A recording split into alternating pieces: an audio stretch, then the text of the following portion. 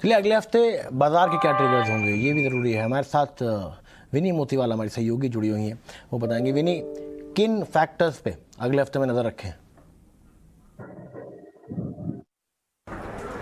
Important cues और events की बात करें अगले हफ्ते में, तो पहले इंडिया और डोमेस्टिक फ्रंट पे जहाँ पे है तो सीपीआई डेटा इंपॉर्टेंट डेटा है।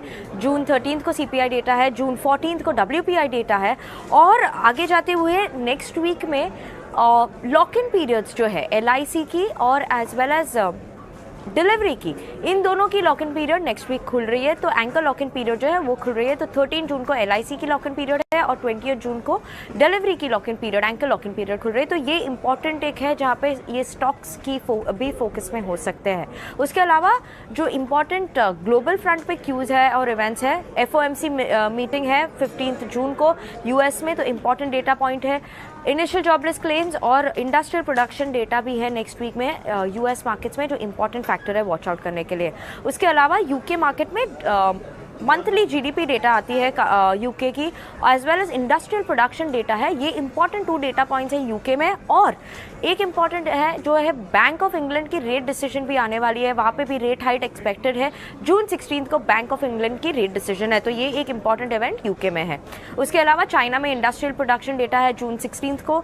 जापान में बीओजे पॉलिसी रेट डिसीजन भी है, बैलेंस रेट डिसीजन जो है जून 17 को। तो ये इंपॉर्टेंट इवेंट है नेक्स्ट वीक के लिए वॉच आउट करने के लिए। ओवरऑल ये सब इवेंट्स है।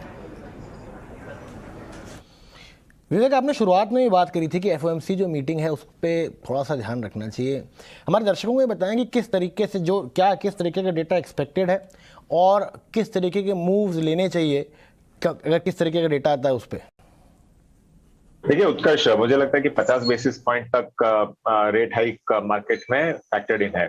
और उससे अगर ज्यादा आता है, मतलब आज यूएस में ये सिचुएशन होकर रखा है कि इंडिया के लिए देखिए, जो इन्फ्लेशन, हाई इन्फ्लेशन जो हम लोग देख रहे हैं, हम लोग यूज टू है। 2012 में हमने 13% भी देखा है, लेकिन जो यूएस में हो रहा है उन्होंने कभी ये देखा नहीं है, ना यूरोप ने कभी देखा है। तो डेटा वाइज अगर मतलब 50 बेसिस पॉइंट के ऊपर कोई भी अगर डेटा खराब आता है या फिर हाइक ज्यादा आता है, तो मार्केट के लिए काफी नेगेटिव हो सकता है, ये पॉसिबिलिटी है।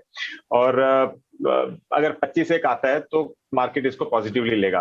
तो देखिए यूएस आगे चल के वॉलेटाइल ही रहने वाला है जो दिख रहा है, और उधर का जो ग्रोथ है वो भी मार खाने वाली है बिकॉज ऑफ रेट हाइक्स।